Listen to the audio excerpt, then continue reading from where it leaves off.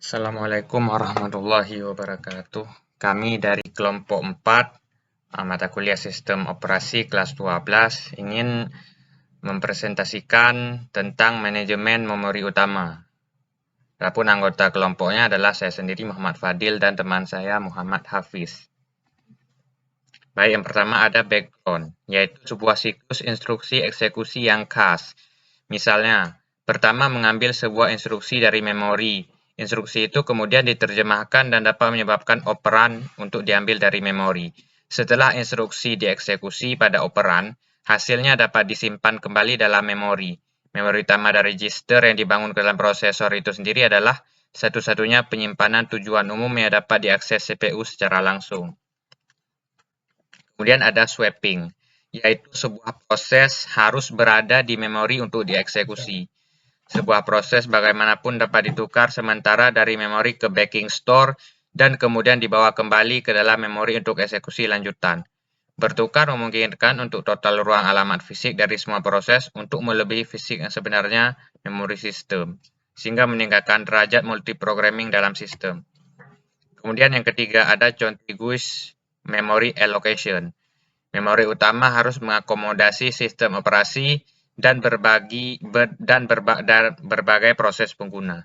Oleh karena itu, kita perlu mengalokasikan memori utama di sebagian besar cara yang seefisien mungkin. Bagian ini menjelaskan satu metode awal, bersebelahan alokasi memori. Memori ini biasanya dibagi menjadi dua partisi, satu untuk residen sistem operasi dan satu untuk proses pengguna. Kami dapat menempatkan operasi sistem baik dalam memori rendah atau memori tinggi. Baik, selanjutnya akan dilanjutkan oleh teman saya. Yang keempat ada segmentation.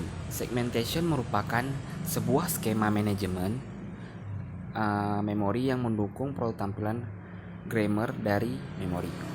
Ruang alamat logis adalah kumpulan dari segmen. Setiap segmen memiliki nama dan panjang. Alamat menentukan kedua segmen nama dan offset dalam segmen. Oleh karena itu, programmer menentukan setiap alamat dengan dua kuantitas. Yang pertama ada nama segmen dan offset. Kemudian untuk kesederhanaan implementasi, segmen diberi nomor dan dirujuk dengan nomor segmen. Yang kelima ada paging. Metode dasar untuk mengimplementasikan paging melibatkan pemecahan memori fisik menjadi blok berukuran tetap yang disebut bingkai dan memecah memori logis menjadi blok dengan ukuran yang sama yang disebut halaman. Ketika sebuah proses akan dieksekusi, halaman-halamannya dimuat ke dalam bingkai memori yang tersedia dari sumbernya. Backing store dibagi menjadi blok berukuran tetap yang berukuran sama dengan frame memori atau cluster dari beberapa frame. Yang keenam ada structure of page table. Sebagian besar sistem komputer modern mendukung ruang alamat logis yang besar 232 ke 264. Dalam lingkungan seperti ini, biasanya tabel halaman itu sendiri menjadi terlalu besar. Misalnya, pertimbangan sistem dengan ruang alamat